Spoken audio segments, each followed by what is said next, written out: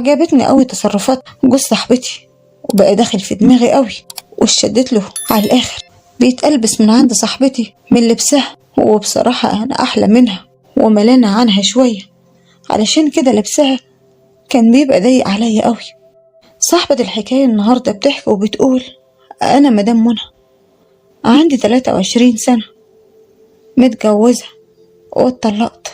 عاندنا قبل بعض والحياة بينا كانت مستحيلة، عشان كده اتطلقنا. من بعد 3 شهور من جوازي، ما كملتش 3 شهور كمان، ورحت بيت أهلي وخشيت في حالة اكتئاب شديدة جدا، وحالتي النفسية كانت بايظة على الآخر بسبب طلاقي. وكنتش لسه كملت 3 شهور، مدة بسيطة جدا، علشان كده نفسيتي اتدمرت. كان ليا واحدة صاحبتي تعتبر أختي، لأن كنا أكل وشرب مع بعض ولبسنا دايما مع بعض. كان الناس بتفتكرنا أخوات وتوأم كمان، مش أصحاب. كل حاجة كنا بنعملها مع بعض. هي حياتها مستقرة، اتجوزت وعاشت حياتها في استقرار، وأنا حياتي اتخربت واتطلقت. علشان كده صاحبتي اتصلت بيا لما لقيتني في حالة نفسية متدمرة وحالة اكتئاب جامدة. بصراحة عزمتني عندها أقعد أسبوع، ورحت عندها وفعلا قعدت عندها أسبوع. طول الأسبوع ده شفت جوزها حنين عليها وبيحبها قد ايه وبيخاف عليها. بصراحة بقيت أغير من صاحبتي قوي، غيرت منها جامد، لأن جوزها كان بيحبها وبيخاف عليها، خلاف أني كان جوزي بيهن ويبهدلني، وأهله كمان كانوا بيبهدلوني ويهنوني. بصراحة عجبتني قوي تصرفات جوز صاحبتي، وبقى داخل في دماغي قوي.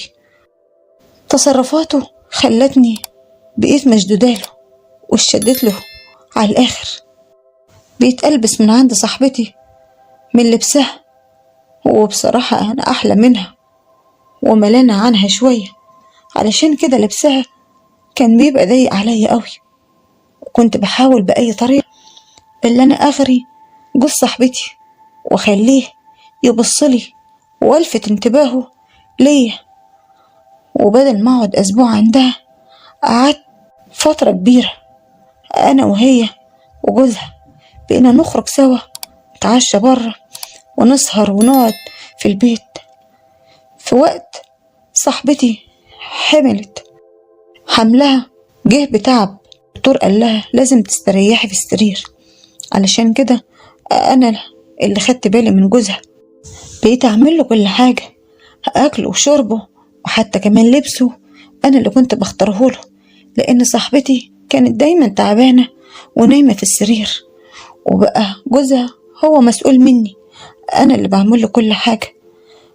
اغلب الوقت كنت بقضيه مع جوزها، سهر وقعدة مع بعض ونتكلم ونضحك ونهزر مع بعض.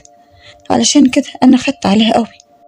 وبعد فترة صاحبتي راحت عند اهلها، راحت بيت اهلها، يعني تقعد هناك علشان اهلها يرعوها وكده. وانا روحت بيت اهلي، بس مع اني مروحة وانا زعلانة، كان نفسي افضل في بيت صاحبتي قوي. اي نعم هي مشت، بس كان نفسي افضل مع جوزها. علشان كده بدأ التعامل بيني وبين جوزها ياخد شكل تاني، بقينا نتكلم انا وهو كتير في التليفون، وبقينا معجبين ببعض على الاخر، لان هو بقى حاسس بالحرمان والوحدة والبعد عن مراته، خلاه يتشد ليا جامد، وانا كمان حبيته وبقيت مشدودة له قوي. وبصراحة كان نفسي اللي انا اعيش وياه، وغيرت من صاحبتي واسلوب جوزها معاها خلاني حبيته، وبقى نفسي يتجوزني قوي. علشان كده بدأت اروح له البيت واسأل عليه واطمن عليه واشوف له اي حاجة اعملها له، وطلبت منه ان هو يتصل بيا في اي وقت يحتاجني. وفعلا شكل العلاقة بيني وبينه اتغير على الاخر، وحصل بينا اللي حصل. وبصراحة انا طلبت منه ان هو يتجوزني، وقلت له لازم نتجوز، علشان ما ينفعش اللي احنا نفضل في العلاقة دي كتير قوي. مع انه بيقول لي اللي هو بيحب صاحبتي جامد وما يقدرش يستغنى عن مراته، وكمان هي حامل وام ابنه.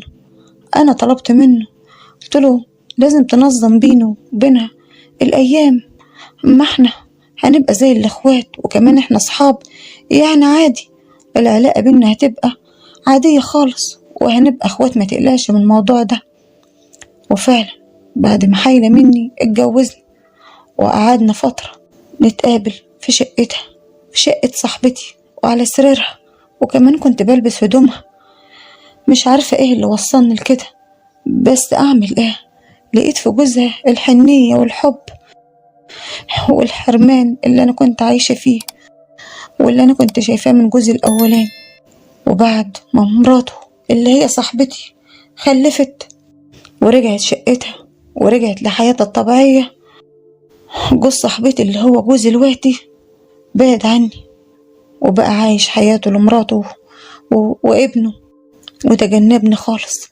ولقيته بيقول لي احنا لازم نبعد عن بعض ولازم نتطلق. انا قلت له لا، انا هعترف لصاحبتي على كل حاجة وهحكي لها. ورحت فعلا لصاحبتي بعد ما جوز صاحبتي اللي هو جوزي قرر ان هو يطلقني ويبعد عني وارجع تاني للوحدة والحرمان. انا اللي سبقته ورحت حكيت لصاحبتي وقلت لها جوزك متجوزني لانك كنت سايباه وانت تعبانة في حملك، وانا عوضته علشان كده اتجوزته. صاحبتي بقت منهارة واغمى عليها وتعبت، وجوزها شالها اللي هو جوزي شالها وراح المستشفى وزعقلي وانهار، وهي انهارت كمان، بقتش مصدقة ازاي انا اتجوز جوزها، مع انها كانت بتعاملني زي اختها بالظبط واكتر، وكانت كل حاجة بتقسمها بيني وبينها، بس انا خنتها. بس بصراحة يا جماعة غصب عني، لاني فعلا غيرت منها، لان جوزها كان بيعاملها كويس وبيحبها وحنين عليها. انا كمان كان نفسي يبقى لي راجل حنين ويحبني ويحافظ عليا زي جوز صاحبتي، علشان كده قررت اللي انا اخده منها. بس بعد اللي شفته جوز صاحبتي طلقني ورجعت تاني لعشت الوحدة والحرمان، ورجعت بيت اهلي وهو رجع بيته ولحياته، لان مراته خيرتني وخيرته بيني وبينها، وهو اختارها، اختار صاحبتي واختار ابنه وطلقني انا وبعد عني، ورجعت متطلقة لتاني مرة. اعمل ايه يا جماعة في حياتي المتلخبطة دي؟ انا بصراحة غصب عني، الشيطان ضحك عليا وصور لي اللي انا عايش مرتاحة مع جوزها. مش عارفة اعمل ايه. يا ريت كل اللي بيسمع حكايتي يتعلم منها ويستفاد في حياته وما يغلطش نفس غلطتي. وكل اصحابي وزمايلي بيبعدوا عني لانهم خايفين لعد اخد اجوازهم منهم. كل اصحابي بعدوا عني، وحتى اقرب ناس ليا اللي هي صاحبتي واختي بعدت عني وعاشت حياتها مبسوطة وسعيدة مع جوزها. يا ريت تتعلموا وتستفادوا من حكايتنا دي. ولو عجبتكم حكايتنا النهاردة ادعمونا باللايك والاشتراك في القناة، ودمتم في امان الله.